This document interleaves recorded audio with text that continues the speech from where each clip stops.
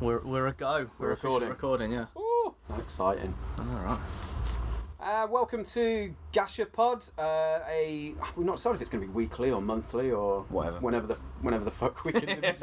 Well, we could be asked. We've got some swearing out of the way. Yeah, my name is Drunus the Untouchable. Oh Jesus. Yeah. We've got Matt, the master of magnetism, and Dan, I couldn't think of one off the top of my head. I'm not worthy of nicknames. The Unworthy.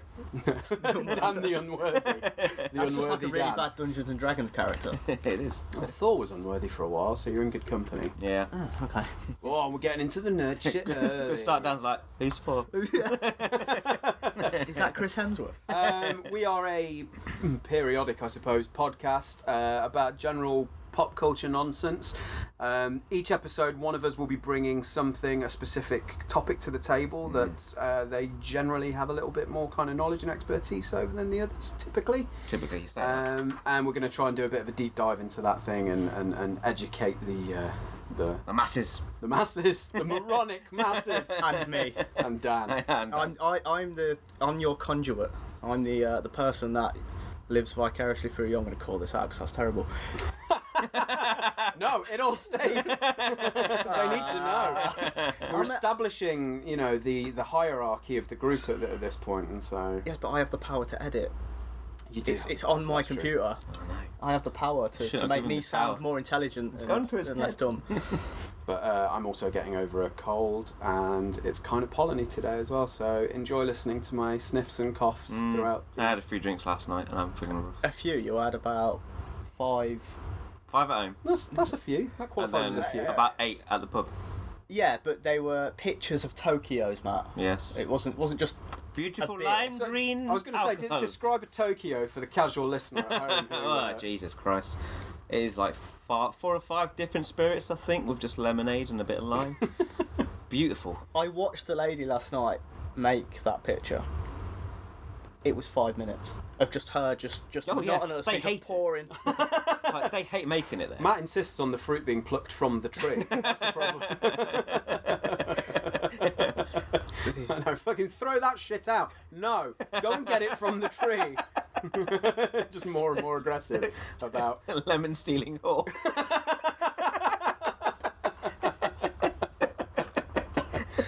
Anyway, yeah, we were supposed to talk about pop culture. Yes, so this isn't the alcohol podcast. No, that's going to be the next spin-off on our soon-to-be very successful network, the Alcohol Podcast, which we will record after you've had 5 pictures of Tokyo. We should do that. Yeah, we absolutely should not do that. That will be a garbage file piece of audio. It will be used in court. Yeah, but I turn into a right British gentleman after a few You drinks. do like to reassure people that you're not here to cause any trouble. Hello, good sir. I don't know if we should maybe do a tiny bit of background on kind of who we are before we get started. So Matt and I work in a comic book shop and have both read comics for the majority of our lives at this point, really. Since I can remember, I think when I was in the in the crib. In the womb. In the womb. They implanted a tiny comic book. I was going to get much more visceral and horrendous about how you received your comics in the womb, but your mother's a lovely woman, so I'm not going to do it. I'm going to show her this after this. Why are you showing her a podcast? I will show her the link, and then she can nod it and go, oh, cool. Yeah, great. Just talking about inserting comic books. Hi, Mrs. Matthew. In order to educate Mrs. Matthew? I waved. Mrs. Matthew. Oh boy. Well, that's been edited. And just to introduce me, I have finally been allowed behind the counter at the comic book shop that these two work at. And that's it, really. I don't know anything else about anything. Just football. It's true. Just football. You've seen... I mean, I think I've seen films. We're at a point now where the general kind of understanding of comic book characters and superheroes and stuff is just... It's commonplace now. It's one of those things where, I was having to hide my comics when my friends came over as a kid because I just didn't want the judgment. Yeah. Whereas now, who isn't going to go and see the new Spider-Man movie next week? Yeah, that's it. Because so different when I was younger as well. I was a kid that show and tell was here's my turtles. Oh, I will see your turtles.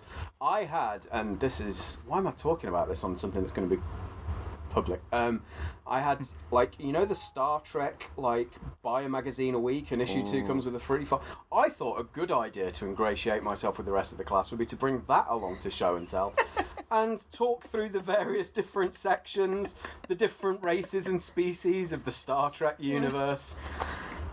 Drew is married with a child. Yeah, somehow, despite my adolescent Ferengi-based interests, I managed to coerce a woman to live with me and bear my progeny.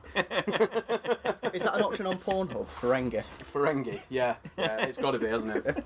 It's there somewhere. Just someone just jacking their ears. Okay, so Matthew, what have you got for us? Yeah, onwards. Why do I keep calling him Matthew? I don't know, you never refer to him as Matthew. No, that's true, it's because he's on the podcast. So yeah, basically we are talking about the best-selling comic book of all time. Drum roll. Essentially, can either of you, would you have guessed what it was before the subject of the podcast, Dan? No. No, it's one of those things. I think it surprises a lot of people. I think so, because I think your mind would probably go to Superman or Batman. Yeah, exactly. Spider-Man. But basically, Youngblood. Youngblood. Jesus Christ. Hey? Yeah, exactly. But way back in the 90s, Marvel published the best-selling comic of all time. It was the X-Men, which apparently sold 8 million copies, but not exactly. The numbers. Yeah, exactly. The numbers may not be exact, and how many comics were actually sold to customers, because way back in the 90s. Marvel were telling retailers that this was set to be the biggest selling comic book of all time. I've never heard that since. Yeah, every month I'm doing the orders, honestly. Order 1 million copies. No, I'm okay. The times have changed. The actual number of comics sold to customers in the 90s for X-Men might have been about 4 million. As far as Marvel's probably concerned, though, they sold over 8 million, obviously. We all know the X-Men. I'm aware of the X-Men. You're aware of the X-Men. Yeah, it's weird to see the Phoenix film come out recently, and apparently it's just box office disaster. I had last time I saw something about it. I had no intention of seeing it. Yeah, same. I've not bothered. Is it out? Exactly. Yeah. It's been No, out for seriously, it's out. Yeah, 3 or 4 weeks it's been did out now. not know it was out. Yeah. It's crazy. But I think people's time with the X-Men, I think due to Marvel Studios, it's all Marvel Studios' fault, essentially. They've kind of paved the way for good superhero films. I think for that and for kind of coherent cinematic universes as well. So the X-Men, that's a 20-year-old cinematic franchise. Yeah, you don't think about it, but the first X-Men film was 99. Yeah. But no, the 90s were an amazing time for comics. Well, the early 90s anyway. Todd McFarlane, who you know him from Spawn, terrible comic, terrible artist. How dare you, sir? Well, his Spider-Man was released to all sorts of stupid formats, which we'll get into. Great success with stuff like crazy Dayglow covers. Ooh, fancy. Yeah. You must remember them. Do you know about Dayglow covers, Dan? No. Basically, Marvel loved their gimmicks in the 90s. Okay. And they were like, oh, you want this Incredible Hulk? Well, it's foiled. And it's it's raised and everything as well. Look at this. This is a collector's item. It's also got a trading card inside. It's bagged. It's ridiculous. Marvel and gimmicks came, So, today, how much would something like that cost on eBay? You'll find out, son. Okay. But yeah, it soon caught on, and basically everybody went fucking gimmick crazy. So yeah, it was foil covers, a small bag with Rob Liefeld's pubic hair attached to the thing. Jesus. Sorry, Rob. You don't care. He was making that Levi's money. He was perfectly happy to attach his pubes to the front of his work. But the problem is, Marvel made the really gimmicky covers and stuff, but customers loved them. To begin with, they absolutely loved them. But yeah, they took full advantage essentially, and the higher ups in Marvel just they weren't happy despite Spider-Man selling a good I think it was 2 million copies. I think they weren't happy. They wanted more. So a guy called Tom DeFalco, who we love for the creation of the mutant Dazzler. Oh yes. He's the best. But yeah, Tom DeFalco, he put forth the idea that it was time to expand on the X-Men line. Bob Harris, Marvel's editor at the time, thought that was a ridiculous idea. What the hell? X-Men comics hadn't been doing very well for a while now. They were publishing around 4 X books, so did they need another? you know, I mean, Marvel nowadays. Did they need 4? Yeah, exactly. Is the argument you could make. Yeah. So, like, Harris and the legendary X-Men writer Chris Claremont, who I love, he's one of my favourite writers, although he's very much of his time. Yeah. And he hasn't done anything good in the past 15 years. That was the thing that kept coming back to me when I was going back and reading some of the older Claremont stuff, including the, you know, like X-Men #1 was, it's not that it's bad writing, it's just you're absolutely reading an early 90s comic. The exposition's so heavy. Yeah, the exposition, the monologuing, the soliloquising, it's just like, it's so OTT. Yes. You just couldn't get away with it now. No, you really couldn't. They got together and they decided to go for a title which was simply called The X-Men. They were to merge the original 1960s lineup, taking characters from the pages of the X-Factor comic and Uncanny X-Men at the same time, to set up 2 brand new teams, the Blue Team and the Gold. It was a promising idea, to be honest, to revitalise the X-Men, and Claremont seemed like the perfect writer to do it to begin with. And he's the guy that's responsible for the Phoenix saga, like just everything from the 80s which was good from the X-Men. You can thank Claremont for. Yeah, everything they've bastardised in the past few films. Yes. More or less is lifted from Claremont storylines. Definitely. Yeah, but he did seem like the perfect writer to do it. Unfortunately, though, there was a shake-up back in the Marvel offices as well. The bullpen, thank you. Yes. The bullpen. Oh, the bullpen, sorry, yes, of course. New blood was appearing, and Louise Simonson, who had made waves with her work on several titles, such as The New Mutants, which was a really, really great 80s like comic as well. I'm just going to put them out. You'll read them at some point, Dan. Like a 13-year-old Scottish girl who could turn into a wolf in it. Wolfsbane. Ooh. That sounds sexy. Don't do that noise. She ended up quitting after 10 years of working at the company, and there was more of that coming on the way as well. Despite the New Mutants' success and all this new wave of just all the new faces appearing, there was a lot of tension, I think, back at the bullpen. And Claremont, Why did they call it the bullpen? What was the relevance of that? Were they trying to make it sound more macho than it was? It's what Stan always referred to it as in the letters section, wasn't it? It was, yeah. I'm sure there's more to it than that, but off the top of my head I don't fucking know. So you caught me out there. Fair enough. Yes. But basically, like New Mutants, if you look at it back in the 80s and then what it looked like in the 90s, Jesus Christ, you wouldn't think it was the same thing. There's a newcomer like Rob Liefeld came onto the scene. Like, he's really cool, really hip guy. Draws his pouches, can't draw feet. He's like, here, have some Deadpool. Yeah, here, have some Deadpool. So were all his frames like just legs, just cut off at the legs? Yeah, either that, almost, or if you did draw feet, they looked like they had dog's feet. Yes. It's seriously, if you go and there's been countless articles about Liefeld's artwork. Like one of the most famous images being that profile shot of Captain America where he's got the bustiest boobs that you've ever seen. I have seen that. Yeah. I have seen that. But there's a lot of other ones as well where there's just like characters jumping in midair and they look like they're on the cover of a fucking Animorphs book because they're just like halfway to turning into a Labrador. Yeah, Rob came into the title because he was like campaigning for the writer to take over as well, because this young kid's like, I don't like these books anymore, and then like he got pally with the editors and stuff. And Claremont, who loved his job writing for the X-Men, claimed that Louise was fucked out of a job, essentially, by Rob Liefeld. Like me, I fucked my way into this job. You did. Harris used the relaunch of the X-Men as an opportunity to get rid of Chris Claremont. Because why wouldn't you? Yeah, exactly. I mean, well, to be fair, he was one of the most important X-Men writers of all time, and he created Phoenix and Rogue as well, and he developed Wolverine to become who they are today. Like, Wolverine would not be who he is without Claremont. He's a standout character in the films. Yeah, at least. Yes, exactly. For saying he wasn't part of the original team, he didn't come along till Giant Size, which is what, end of the 60s. Beginning of 69, something like that. Yeah, it might have been. Basically, he didn't join the team until you just know we're talking about this and somebody's on the receiving end going, shaking their head. I'm just going to do it more. Yeah. Because I don't have every fucking date pull out of my arse. No, it's fine. I mean, going into the film of Wolverine, it's quite clear that Bryan Singer absolutely fancied the fuck out of.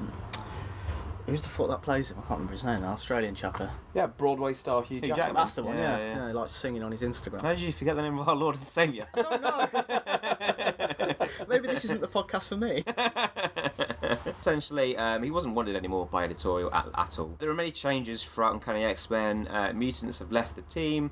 Professor X, the leader, he was nowhere to be found.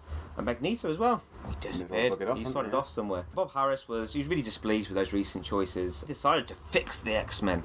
How many times have we had that now, as well, to be honest? How many times have they tried to split them up, put them together, try different... No. Shake up as well. Glasses off. Yeah. But to be fair, like retailers, like they're the most opinionated, like especially the guys that run the businesses and sell the comics. So they you thought two. there was they thought like Claremont's comics that there were too many dangling plot lines. I think it was probably because, despite being one of the best like writers, he'd been doing it for so long, and at a point, you know, wrap it up. Robert Kirkman. The Walking Dead will live forever. It will. Jesus. It's like any soap opera, though, isn't it? I mean, you look at fucking EastEnders or Hollyoaks or something. It's how do you continually? I mean, I presume they change writing teams on a regular basis, and obviously cast members filter in and out, and you can't. It's not the same as a comic book format where you know, Cyclops has been the same age, barring when he was brought back through time. Blah blah blah. Yes. But yeah, I think to be one guy on a book for that amount of time. 17 years it was. Yeah, it's crazy. To try and keep a bunch of fresh ideas in place and to try and have it all kind of be cohesive and stuff is... I couldn't do it. No. But it's that Rob. It's like cursed Rob Liefeld. That Rob. Because like basically the decision to remove Claremont from the X-Men comics was due to Rob and Bob just going for a nice little dinner, and they brainstormed some new ideas for the mutants. The decision was made for what Jim was the Lee. dinner? I don't know what the dinner was. Where did they go? Where did they go? I feel like that's quite important. Again, because- somebody knows. Like on the receiving end. I feel that's legitimately an important question. this is the joy of podcasting is you set up a Twitter for your podcast and just let You just get let views. the DMs of vitriol. Everyone's pour gonna in. hate me Yeah. because I ain't got a fucking clue what I'm talking about. It's fine when we do the Tottenham Hotspur episode or whatever it is that we that you end up bringing to the table in a few weeks. I'm just gonna make you watch really bad football no, you're not. documentaries. Nah, veto. Me too. It's meant to be a surprise. Yeah, the decision was made for like Jim Lee. What had Jim Lee been working on? I think he'd been like joining the X-Men whilst Claremont was on. Yeah, he'd Uncanny been doing was. that. Before that, he'd done a Punisher War Journal. Yeah, that was it. And Punisher War I think Journal he got as to well. start doing Alpha Flight. Yes, a bit of Alpha Flight as well. But the decision was made for Jim Lee to actually plot the new X-Men stories with Claremont writing the dialogue, a guy that had been doing it for 17 years. Essentially, we're like, no, you're not doing this anymore. Yeah, you look at that first page of X-Men 1 and you've got Chris Claremont's name, then Jim Lee's name, and underneath it's writer, co-plotters, and then artist. But Jim Lee is... Do you know who Jim Lee is? You know the name? No. He's kind of one of the like the modern gods of comics, really. Like whether you like him or not, like you can't deny like his influences and importance and everything else. So yeah, he like basically has a very, very distinctive style. It's very kind of it's quite like manga influenced in a lot of places. To a degree, I guess. I just think with like the sharp angles and stuff. Yeah. Like, he said his work on, I think it was like War Journal or something. I can't remember what he said in the article. But he was influenced by like Frank Miller manga and some other bits and bobs. And I can see it certainly in his earlier work. But yeah, he was handpicked for the new X-Men comic. Jim Lee was because he was doing Uncanny as we mentioned before, and he took over art duties from Mark Silvestri. What a leap! Yeah, what a leap. Also, during his stint on Uncanny as well, he had helped co-create one of the blandest mutants to date, Gambit. Ugh. But he's like Cajun. Yep. Say He's something else the about his worst. personality. Yeah, that is it. Yeah. That is it. He's a lech. He had cool sunglasses in the comic in the He had that cartoon. weird like fucking headband Yeah. thing, and he was just constantly trying to bang rogue, He was, yeah. despite the fact that any contact with the skin would. But He was a maverick. That's what it was. It bordered on No, like you're thinking of the harassment, X-Men, the X-Men Maverick. Oh god! Of course, with fucking X-Men called Maverick. I created, so when I was probably 12 or 13, I was just like drawing comics and like copying out comic books no end, and I quite liked a lot of X-Men stuff, and I created my own character because I didn't realise Maverick was a thing, and I called him Maverick, and his power was he could fire lasers from his elbows and knees. Elbows and knees. I mean, Now, just take your elbow for a moment and try and aim it accurately at something. Like, Yeah. just what the fuck was I thinking? That's a character in My Hero. Is it really? Yeah, I think it's like cello or something, but it's actually sellotape that comes out of his elbows. So maybe I was onto something then. Yeah, Fucking exactly. Right, I'm going up to the attic. I'm going to resurrect that boy. Understandably, with this like new setup, Claremont wasn't happy, and why would you be? Lee was renowned for being late with his artwork a lot of the time. I think he just drew too many lines. Yeah, there's an artist, I can't remember who it is, but it points out that if you want to age a character, you put a line on their face, and a line equals a year of this character's age. So like, if you're trying to draw like a beautiful woman, it's the outline of the face, the slightest outline for a nose and eyes and everything else. You look at the first full headshot of Magneto in that X-Men issue 1. Fucking hell, it looks like he went through a pack of pencils, just like scribbling line after line after line. And if it's a year equals like a year, and a line equals a year in his, in age, then the man is centuries old. Yeah. It's ridiculous. It is. But people love it. It's amazing. They do love it. They are wrong. We take firm stances here at Gachapod. We do. As we all know, Claremont being relegated to just like writing dialogue didn't feel right, and his style was kind of reminiscent of the old 60s style as well. Like as we were saying earlier, the exposition, like here's Wolverine, he's in a sewer, he has adamantium bones and a healing factor. Like we know Chris, he's there. We're seeing it with our eyes. Show don't tell. Yeah, exactly. Chris, how do you show his Skellington? Did you just say Skellington? Yeah, I've never been able to say it properly. Skellington. Never been able to say it properly. Skellington. We've got just some stuff to show you about Wolverine Skellington. Can't wait. You remember Wolverine Civil War?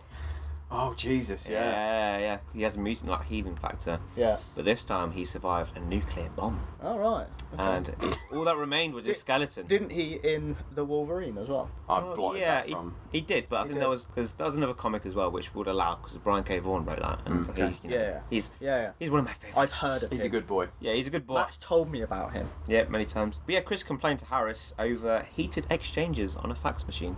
How the fuck do you stay heated when it takes like 2.5 minutes? Yeah, exactly.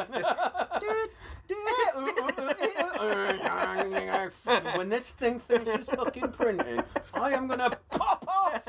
And didn't it always print from the bottom first? So you get the end of what he's saying, and then the next line is you fuck.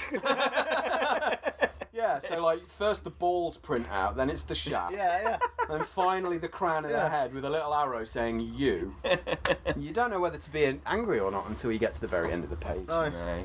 That's ridiculous. Having a fucking argument via fax. Yeah, it's crazy. But this is it, like Bob Harris didn't like any of Claremont's ideas, such as like killing off Wolverine and trying to change Magneto, developing him into a hero.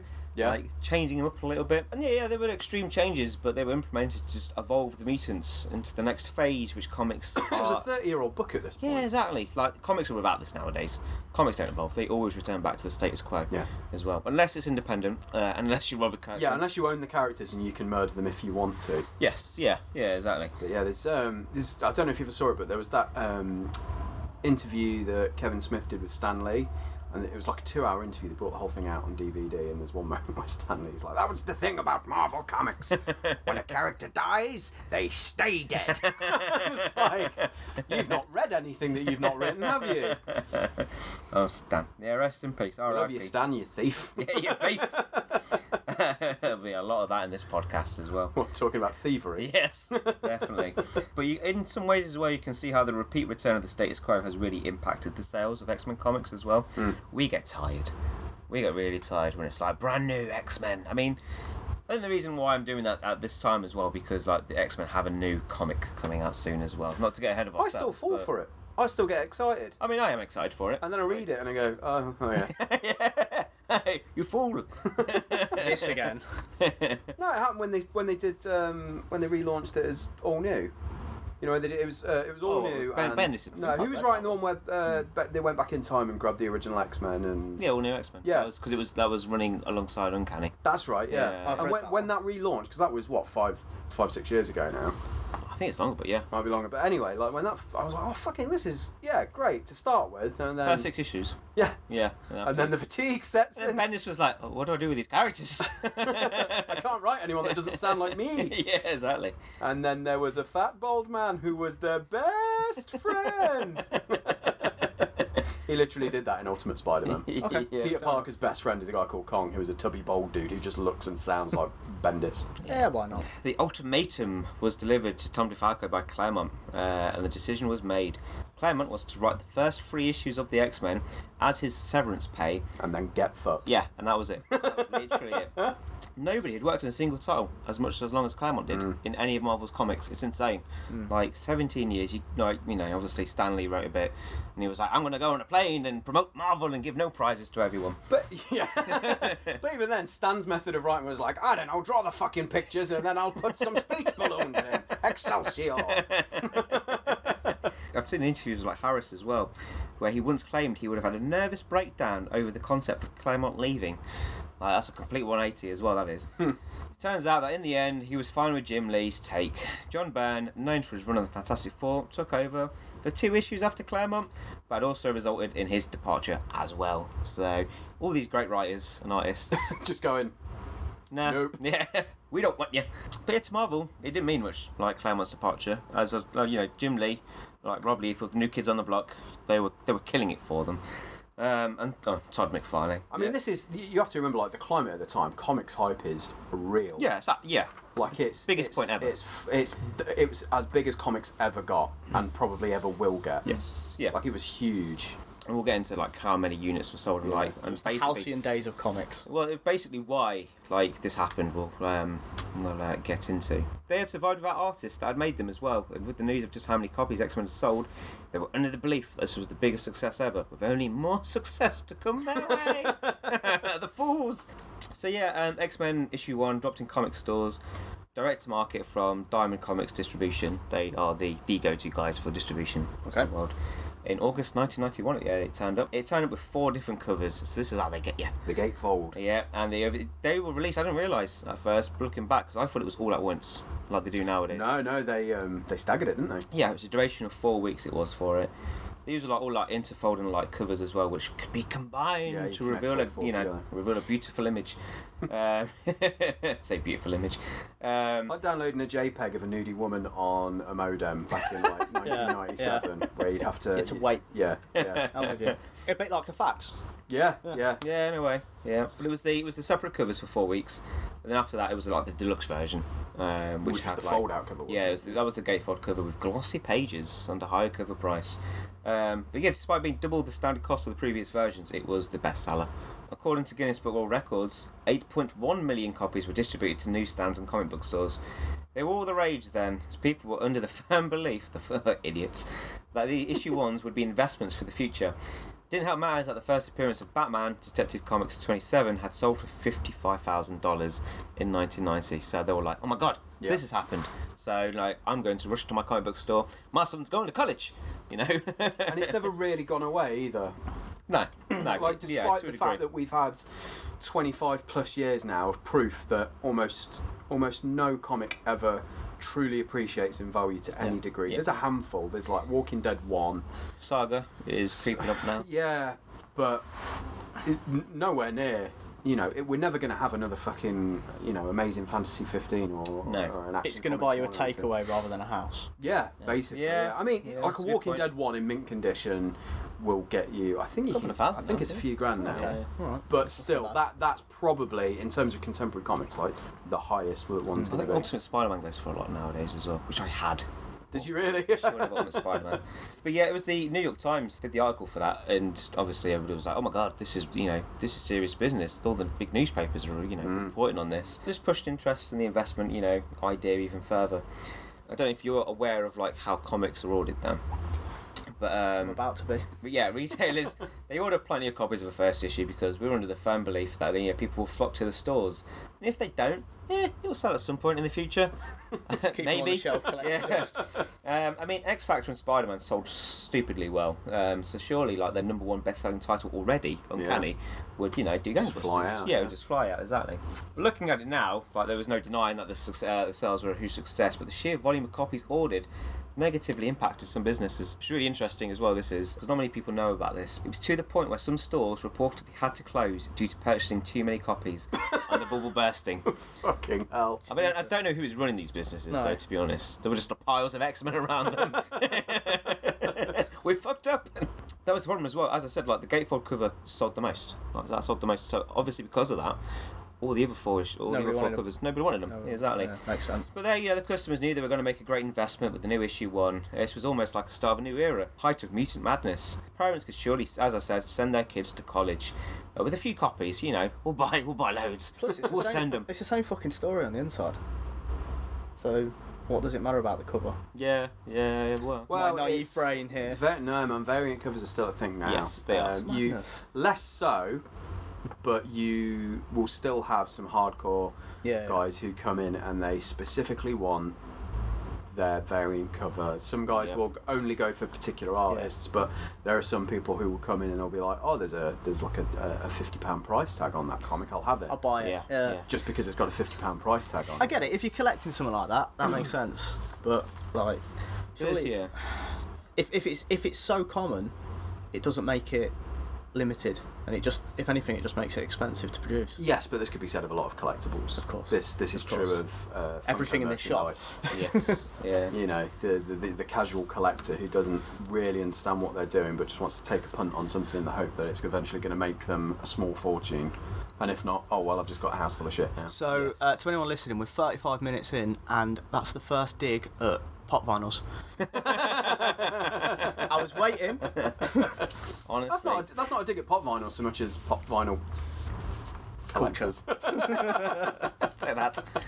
But that was it. Like, it doesn't work that way. Investment. Like, if your best buds bought some, and then his best buds bought some as well, why is your copy going to be valuable? Yeah. And we get that a lot from like random people who demand to know a price for one of their comics. I mean, my poor dad.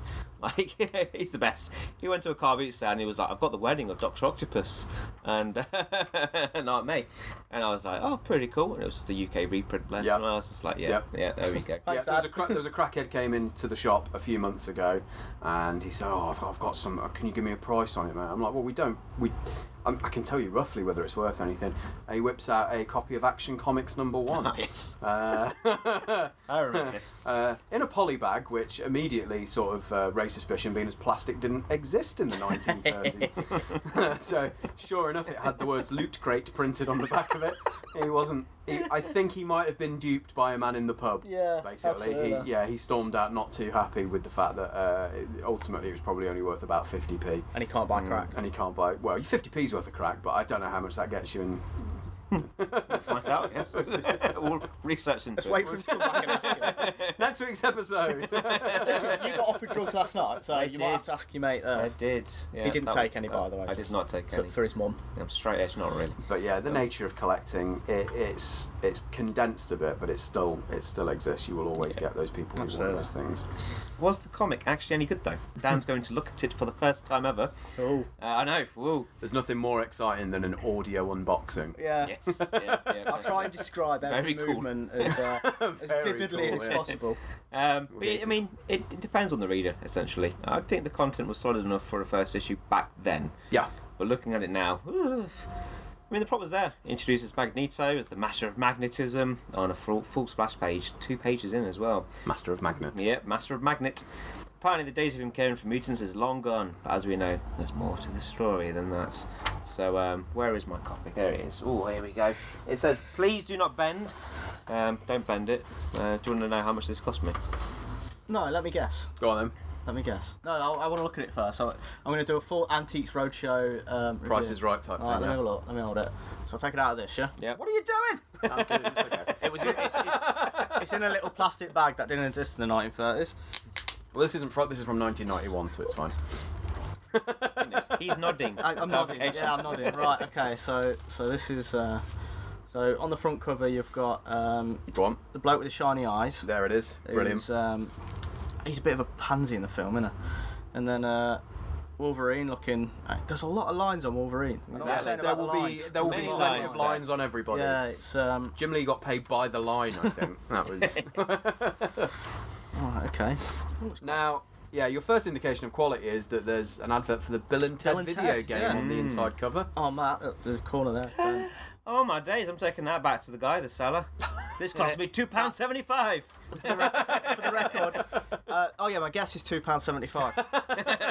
That game's fun. You didn't even say it, so I was just, I was going to be like... I was going to read it first and then have a You're look. going to read the whole then thing. guess. Oh look, there's Magneto. Look at him. That is a haircut, isn't He's it? a buff boy. That is a... Yeah, he is, isn't it? Do you know how old he's supposed to be there? 112? I think in the comics continuity, he's sort of late 50s-ish. Yeah, but they use those stupid shenanigans where it's like, oh, he got de-aged. He did get de-aged. Yeah. So is the paper supposed to be like cigarette? You know, like Yeah, someone's they wall printed that on a smokes different all the quality time? paper back then. Yes. I'm making, sorry, mate, I didn't I'm making so many people angry right now. I didn't know. get you the gatefold cover, so you've not got premium pages. Yeah, I've not got the glossy that you can wipe down after Yeah. you've used it. Ugh. Jesus. Ugh. So yeah, he's having a good thumb through now, looking Yeah. at the various text boxes, and are you Yeah. recognising many people there? Oh or- yeah, that's Storm. That's maybe Angel, Archangel or something. You got it, That's Archangel. Beast. Yeah. Did you watch the cartoon as a kid? The Yeah, Fox I animated watched this as an series? adult as well. I think that was the introduction for a lot of people, wasn't it? Or a lot of people our age. You can anyway. tell Oh, yeah. that cartoon was based off this comic book. Yes, Just yeah. by the I mean, I colours don't know and- if Matt's going to get into that at any point, but yeah, Jim Lee's kind of redesigned. He shaped it. Yeah, they lifted a lot of that for the animated. I was about to say what Silver Surfer doing there, but that's It's Bobby Drake, young man. Bobby Drake. Yeah. Fucking hell! Look at Charles's head. You know what I mean? You don't be surprised if somebody was like, did Wolverine do something to him? Yeah, he You- does look like he's been gone Yeah. with some blades. You know doesn't he? what his head reminds me of? Dusty Rhodes. Yes. Dusty yes. Rhodes Oh, forehead. with that, yeah. Yeah, it's just After years sliced. of razor blade. Yeah. Bicycle. Fucking beans. To me, my X-Men. Now, in this bit, Rogue's getting chased by like what look like kind of phallic. They just look like dildos, to be quite honest. Yeah, no, that's it. You got it. Yeah. And she looks incredibly relaxed about it. Yeah, Which they. is Yeah. interesting. I think she was kind of constipated, to be honest. Do you know Okay. what's happening though? No. Well then, what is why I've Shall got we this get script? into it? I Yeah. feel like because Because this has got to be fascinating to the listeners listening to three men read a comic book. and one of them not It have a sets the fucking clue scene. what's I going think on. Read along with Gachapod. Oh wait, don't worry. Yeah, I'll but for see. the best-selling comic of all time. You know. We are doing a podcast on it, so it's good that he's actually holding it in his hands and having a look at Yeah, it. Yeah. listen, Yeah. gentlemen. Everything's picked up now because Gambit's turned up Oh, Jesus. and he's kissed Rogue. Yeah. No, Jean Grey? Without consent. Grey, yeah. it's Jean Grey without Okay. consent. Without consent. Yeah. Oh, Yeah, some non-consensual No touching wonder they going hired on in Brian Singer. issue 1 of X-Men. yeah. Okay. All right. Carry on, Matt. I'll That's thumb it, through it. Yeah, it's full Claremont. This comic is as well to a degree when it's like basically a recent incident with some mutant terrorists has gotten the president and Nick Fury involved. Because you'll always Nick. see it's one of those things. Nick Fury in like an office or something Is with he a big white fat in this cigar, one? Yeah. talking to the president. There's quite a lot of cigar smoking in this issue of X-Men. You know why they got rid of it though, don't you? He was the Joker's Ada. I think his dad passed away, like from cancer or something. Oh, so now Wolverine's not allowed to smoke Yeah, anymore. the thing stopped. You know, that's why you didn't see cigarettes or cigars. Like, Because canonically, he was always explaining with his sense of smell was so acute, he needed the cigars in order to mute it enough that he wasn't just constantly being overwhelmed by like BO and people's ass cracks and. How did they explain that in the comic? She's like, he's sick of smelling people's ass. Well, no, not specifically, I but think I like, just started taking cigars to comic conventions. just lighting up. Just as soon as some big sweaty. Yeah. Excuse me, you can't like that here. It's for the smells. Do you want a bit, mate? But yeah, basically, Dan was looking at the X-Men who are breaching the security defences of the X-Mansion.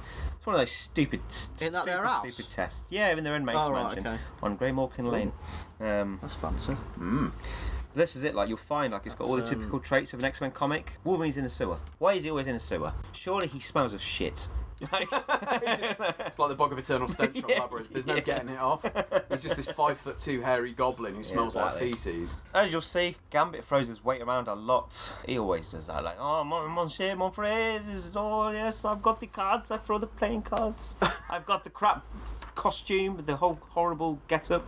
What do He's got that ass sweet hair. duster though. Yeah, well, yeah. Or kill a pat down. See, as somebody with long hair, that headband is quite handy. Not gonna lie. I mean, I guess, but you know, There should be more to the character than an Yeah. accent and a headband. yeah, exactly. Well, And as you see, Cyclops gets into a heated exchange with Wolverine. That never happens. No, it never happens in an X-Men. Those two get along famously. Yeah. Like if you flick through, like if you turn the pages as well, Dan, essentially like it has all the 90s tropes which we're mentioning right now. Claremont's on full form because there is a moment Wolverine has burst out and he's got his claws out. He's got a robot on him and he almost gets Charles Xavier. So what does Cyclops do? He reminds Wolverine about his entire like mutant factor and like his healing factor, his mutant ability and stuff. I mean, the argument can be made that this is somebody's first X-Men comic, and so... I mean, I guess, but as you see it on the page, like, careful, you almost chopped his head off. Best way to kind of like settle this dispute like the government has had with Magneto on the new Asteroid M, I say new, on Asteroid M, President enlists the help of Fury. Fury's like, I'll use the X-Men for this because a bunch of terrorists have stolen, as I've heard recall, some like shield carriers. Yeah. And now they're like... didn't they hijack them from Russian airspace? Yes, that was it, and I think like, and also Asteroid M was positioned above Russia as well, so you know they were shaking their boots. It's a Cold War. Yeah, whoa. I do like how Rogue's bosoms are like in your face and that. You'll find this with Jim Lee. Now He likes tits. Yeah, there's a great panel where Storm's got what's effectively quite a loose black top on, and yet you can still see the perfect outline of her knockers. Oh, I think that was just under Rogue's knockers. That one. Yeah, there it is. Yeah. No, I noticed them. Don't you worry. I think we'll call the episode Rogue's Knockers. essentially, the best way to approach Magneto and Asteroid M to kind of, you know, settle things down, you know, let's alleviate this, is to split the X-Men into two separate teams, as we mentioned earlier, the blue and gold teams, which, you know, had nothing to do with the fact that they wanted to run X-Men and Uncanny X-Men at the so same you basically time. had the blue team, it was the X-Men book. Yeah. Gold team was the Uncanny book, but obviously they just fucking cropped up in each other's books all the time. So it's like Raw now. Yeah, so Raw and SmackDown, there was wild cards and whatever other nonsense is going on in that at the moment. There's a bunch of new faces that were introduced in this comic as well, like Fabian Cortez. Yeah. You'll see him because he's got like, he bumps into Magneto after a fight with some like fugitives and some space guys, and Magneto like walks down in some nice robes. Yeah, the man's clearly proud of his abs. Really is. He's wearing like skin tight white leotard trousers and then like a white silk kimono, I'm guessing, but it's open so you can see all them crunches that he's. I mean, that gym membership, you've got to make it worth the while. That's true. That is very true. But he can just use metal. You don't need to go to the gym, does it? Yeah. Just, you know, just go in a building and just be like, ooh, in the fucking girders. That's true. Well, that explains that. Yeah. Cortez, to describe Cortez, like basically he has a word with Magneto. Oh, that is Magneto, as we were saying, was kind of changed into a hero for a while, but then Cortez is like, remember Transformers 3 when Spike? You're asking the wrong man. I suffer from what's known as Transformers face blindness. Oh, yeah, that's true. Yeah, I'm not talking about the Transformers themselves, sorry. But, like, basically, the new woman that was in Transformers 3 turned to Megatron, and then she was like, oh, but baby, you should... Oh, she calls him a bitch, calls Megatron a bitch, and then Megatron's like, you're right. You're right, I'll stop being a robot hobo. And then, like, takes up arms and, like, becomes, like, the Decepticon leader again. Yeah.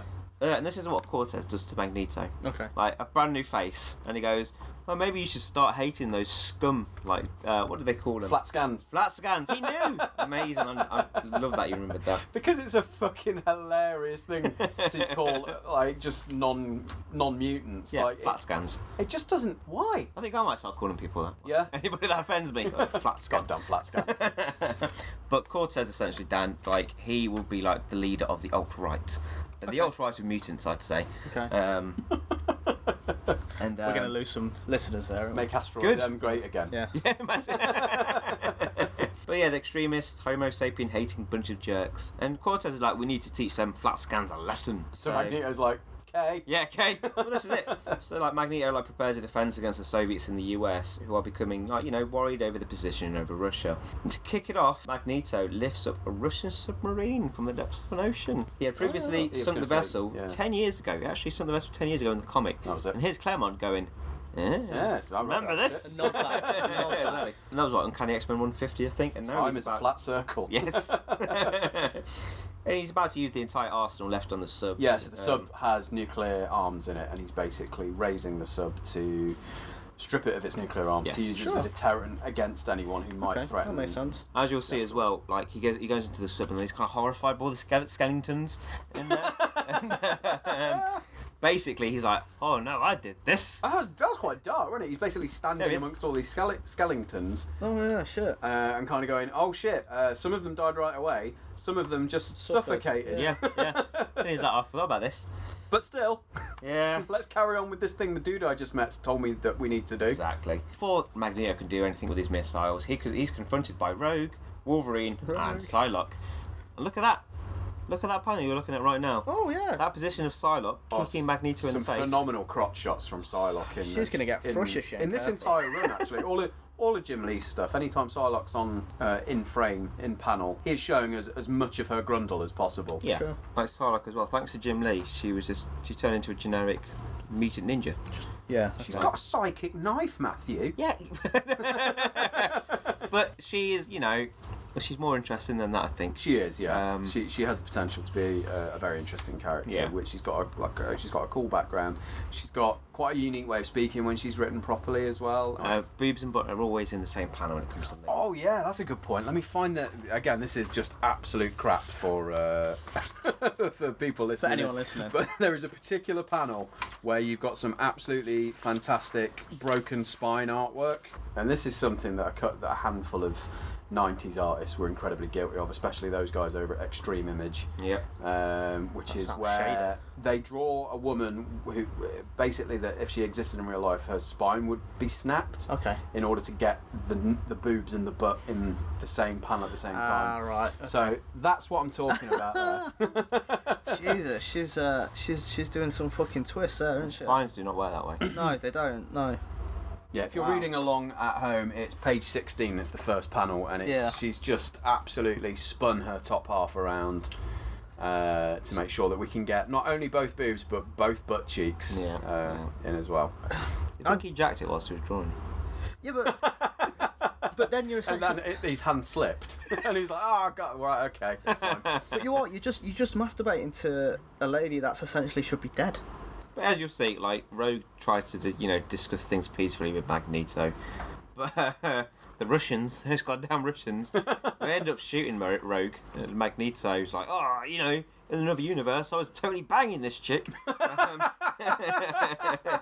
How? But again, No, it's the old-fashioned way. Yeah, the old-fashioned way. But Rogue sucks life, doesn't she? In all sorts of ways. Yeah, I mean, Magneto, simply enraged by the idea that the Russians was, defending their own country. Sure, yeah. Just he unleashes one of the nuclear missiles. He does. As you do.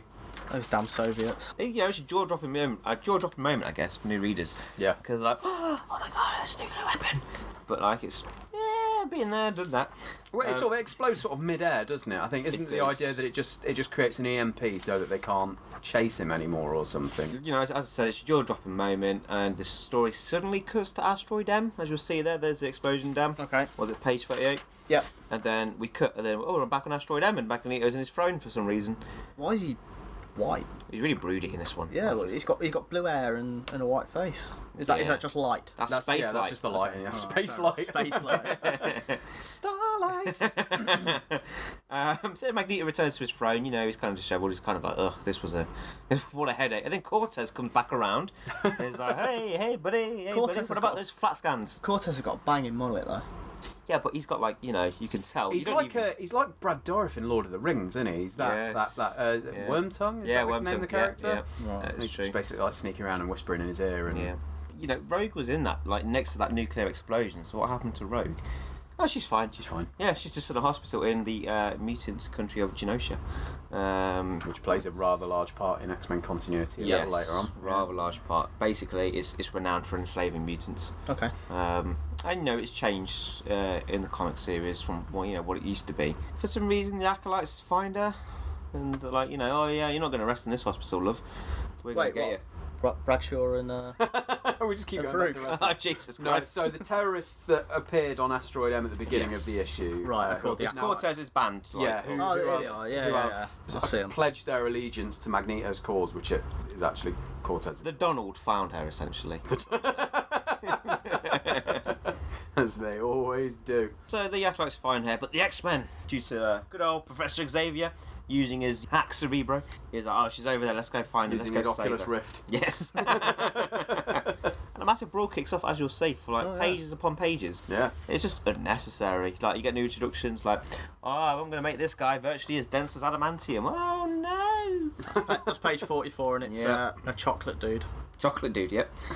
That's my hip-hop name. But this is it, like, Cortez is just screaming about being superior, despite looking and sounding like a complete loser, to be honest. He's got a mullet, so... Yeah, exactly. Magneto makes his grand appearance. And, you know, he's fixed up his costume as well in the meantime. Good on him. Got his helmet on. Yeah, he's probably like Archer. Like, when he's got, He's like... always carries a spare. Yeah. in this this double page doohickey, his thighs are bigger than every character's head. Oh, yeah, that's true. Yeah, he doesn't skip leg day. He has some He does not skip banging leg day. thighs. He doesn't skip leg day, no. Jesus.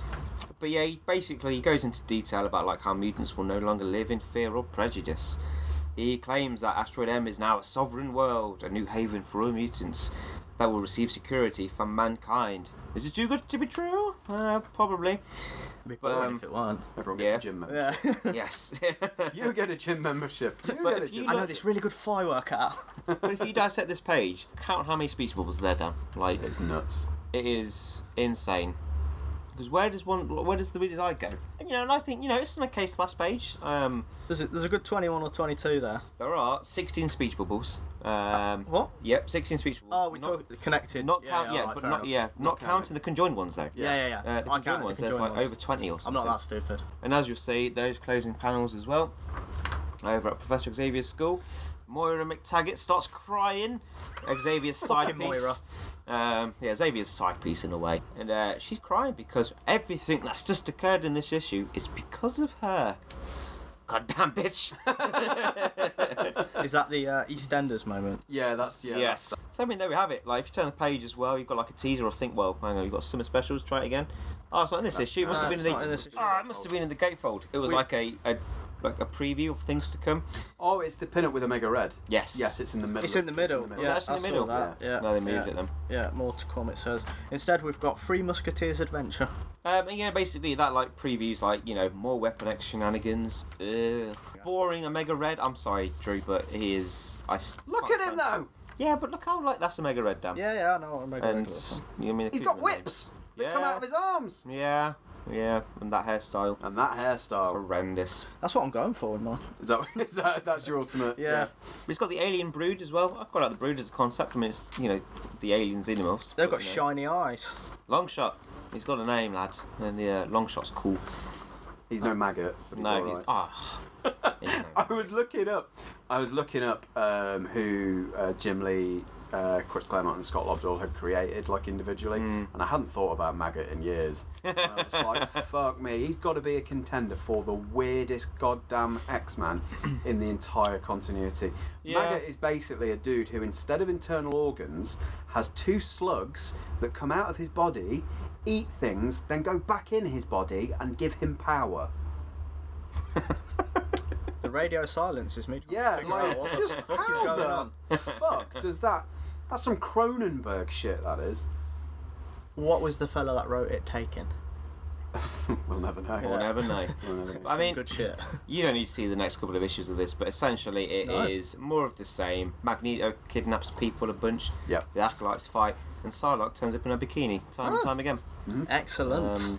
And that's... Yeah, she turns up in a bikini when her uniform, if you want to call it that, is effectively the tiniest leotard. Yes. Like thong. Yeah. They're almost all wearing thongs, actually. Jean Grey's got a thong on in this. Psylocke's got a thong. Oh yeah.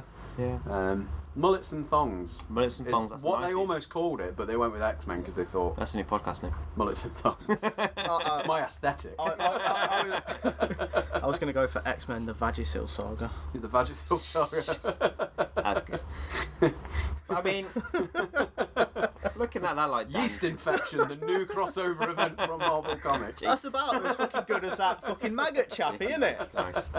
Just gives everyone a fucking yeast infection by rubbing a flange on the faces. Looking at that, can you imagine that that's the #1 best-selling comic of all Of time? all time. Of all comics ever produced and sold, that one by far outsold any other.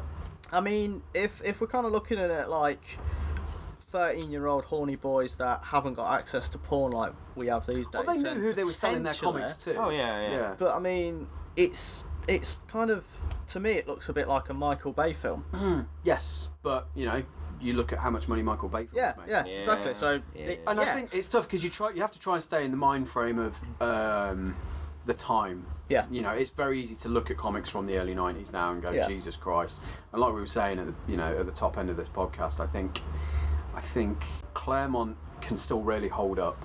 And I think, take what you will from Jim Lee, I think, his artwork, whilst being similar to some of his contemporaries like Wolf's Potato and Mark Silvestri and those guys, they were kind of pushing it in the more modern direction. Yeah.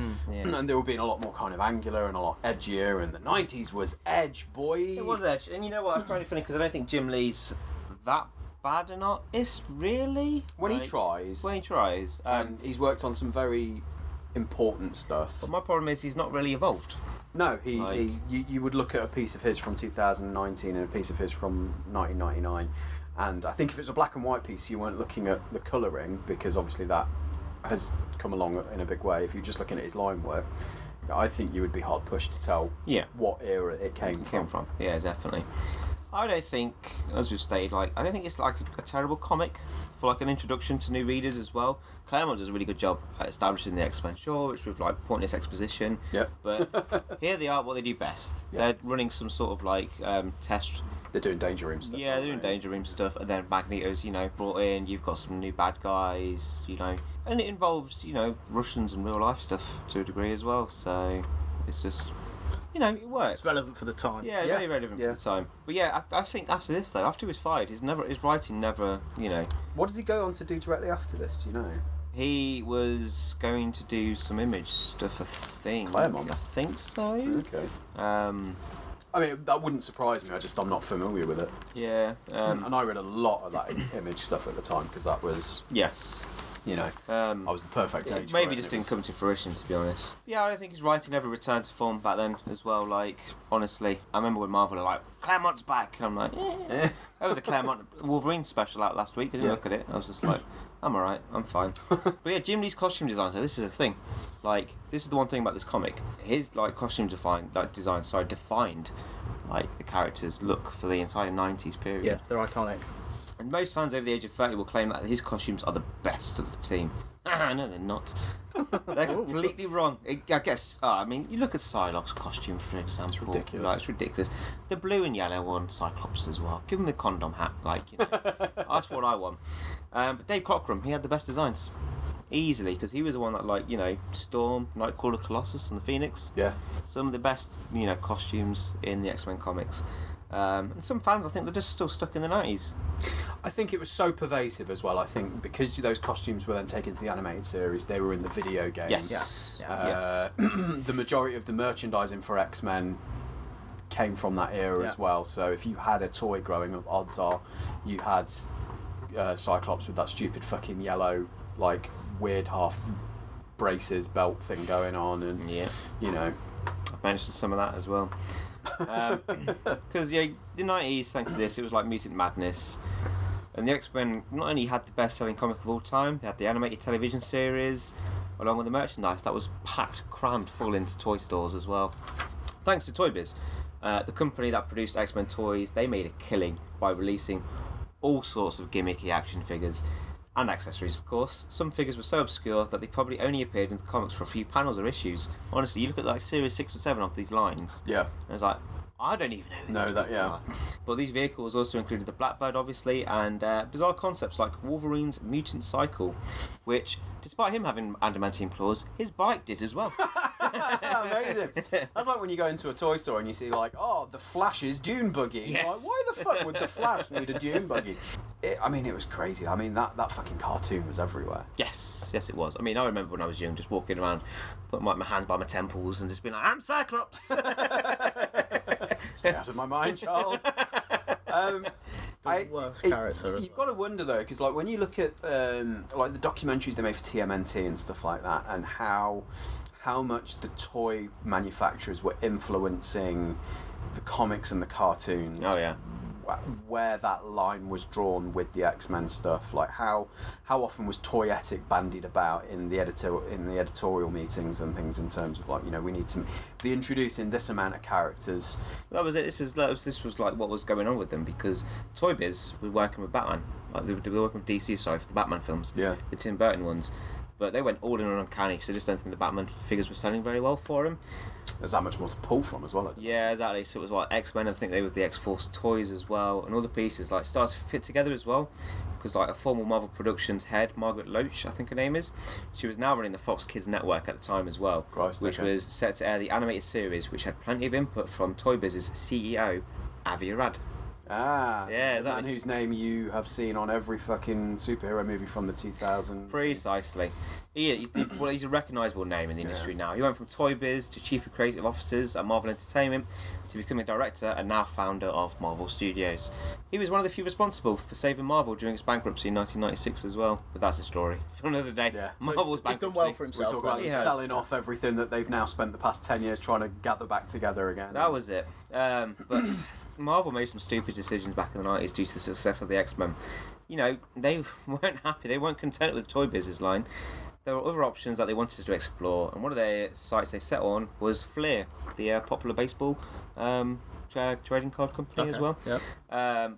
One of the largest manufacturers of sports cards. They acquired the company for $265 million. Jesus Christ! Back in 1992. It's an alien concept though, because like we never really had trading cards the same way as they do with like baseball cards and stuff in the States. Yes. Yeah. So no, we didn't. It's weird for us. We had sticker books. Sticker books when I was younger. Even that doesn't hold the same kind of. It's so culturally ingrained. It's Americana, isn't it? Yeah. You know. Acquiring this meant they could just make as many X-Men trading card series as they could as well. And Marvel doubled its sales in 1991 with this clever manoeuvre, but it also cost them $240 million in debt. So, right, yeah. This was a cause of concern at Marvel as well, as the market just wasn't as strong as it once was. Baseball Weekly, a popular sports mag, I think it was the same week they acquired Fleer, had a front page headline that said, is card collecting going up in smoke? And this was another sign of things to come with Marvel, unfortunately. I mean, I didn't realise, but Fleer still do the cards today. Yeah. Weren't baseball cards originally cigarette packets anyway? You used to get them out of cigarette packets. That's where they were kind of born of, but then they just became their own thing where you would buy packs. So that makes that headline quite clever. But yes. I didn't think about that. Yeah, you see. So you are here for a reason. Take a celebratory drink. He sits back and stays silent for the rest of the podcast, knowing that his work is done. Spots. I'm just going to keep that bit in. And the popularity's changed with like superheroes as of late. Marvel thought like, we've done gangbusters with Spider-Man, X-Men. Let's sell some more, like brand new issue ones. And they thought they could shift the same amount of copies that X-Men did. Marvel didn't know this, but they still released plenty of new series with like all sorts of stupid gimmicky covers. The problem was the lack of returnability. This is the problem with the comic book industry. DC are pretty good at it. DC will like say, here's a brand new like premiere, like prestige format, like comic coming out. If you don't sell it, fine, return it back to us and we'll credit you, which is great. Marvel, however, boy, they don't credit anything. Didn't Marvel flirt with their own distribution in the 90s as well? They did. They tried to, yeah. Because nowadays, if you want a comic book and you're a retailer, you order it through Diamond. Yes. Essentially, like that, they are the guys that put like the big comic books out. Whereas in the 90s, I think Marvel and one or two other companies as well, but I definitely remember them kind of going like, no, we'll distribute our own shit. Yeah. What could go wrong? And that's it. Like, it was the lack of returnability and the sheer push for like not even C-list characters. Silver Sable. They had a Silver Sable issue 1 that only sold 500,000 copies, and only exactly. The best-selling comic of all time last year was Detective Comics 1000, and that sold 526,000. Yeah, and that's like that's how much the times have changed. Obviously, Silver Sable, like Marvel must have been just running like heads running back and forth, being like, "Oh my God, Silver Sable!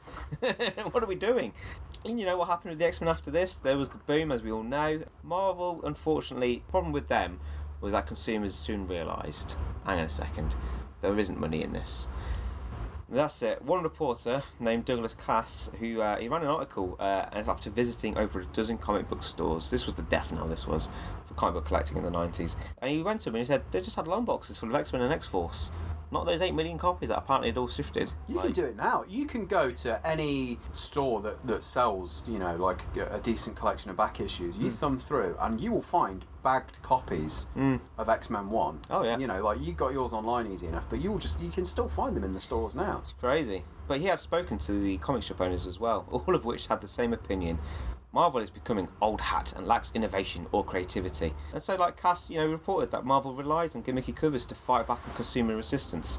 And January's price hike certainly did not help matters as well. Ooh, there's been some infamous price hikes in our time as well. Hey, they're drawing the line at $2.99. That was DC, wasn't it? That was DC. DC about drawing the line at $2.99. About 6 years ago, that was like a big slogan that they put out on a lot of their stuff. Drawing the line on quality. And that was a dig to Marvel then. Well, it was a dig to comics in general, but yeah, they were basically kind of going like, Marvel, they're putting their books up. We'll never charge more than $2.99 for our books. And how much do you charge from now? More. Okay. Fair enough. Which, $2.99 is too much for a DC book in my opinion, but and there goes more listeners. Yeah. not to put too fine a point on it, but Yeah, Marvel just pushed too hard. That article ran and people were like, oh, hang on a second. I'm not going to get my kids to college with my 10 copies of X-Men. I'm not going to buy Silver Sable now. Consumers realised the retailers were getting tired of endless number ones, and the bubble burst. The bubble just burst, essentially. Yep. And in a big way. In a very big way. I can't remember. I saw somebody say like over 200 stores in America were closed in the 90s because of it. And I wouldn't be surprised, to be honest. The problem with ordering is, I don't know if the average comic reader knows, but comic book stores order months in advance. Yes, 3 months in advance. 2-3 months in advance. And certainly back then, when you didn't have access to the internet to just quickly click and adjust an order, once you put that order in, you were basically locked into it. Yes. Yeah. So if someone's going like, fuck me, Silver Sable, my God, people are going to go nuts for Silver Sable. You better order 100 copies of this book. So you order 100 copies of this book, 2 customers buy it, and you're sitting on 98 copies. Of stock. If you're an independent retailer, you're fucked. Yeah, you really are. You're absolutely done. But you know what? It was an interesting time though. Certainly left an impact on the X-Men. This best-selling comic of all time did, and it set the tone for collecting as well afterwards. It really changed the scene, and people were just a bit more privy to it, I think. It also opened the way for indie companies like Image. Yeah, that was it. To kind of to offer something a bit fresher and something different, and it was the artists and writers that they loved working on their own stuff with a bit more freedom. Yeah, I wanted a bit more creative control, to be honest, and I think that'll be something we'd like to do, an episode definitely. Of Image Comics, essentially the birth of Image. I think we'll have to have a drinking game where people have to take a drink when we mention something that we say we'll do a future episode. Already. Yeah, already. You reckon the X-Men have had such a massive hit, impact on culture since? I think only with the films, but other than that.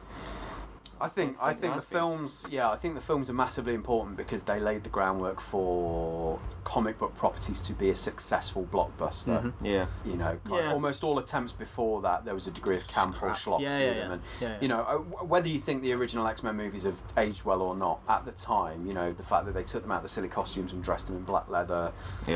Yeah, but it worked. The world wasn't ready for Hugh Jackman. You know what happens to a toad when it's hit by lightning? The same as everything else.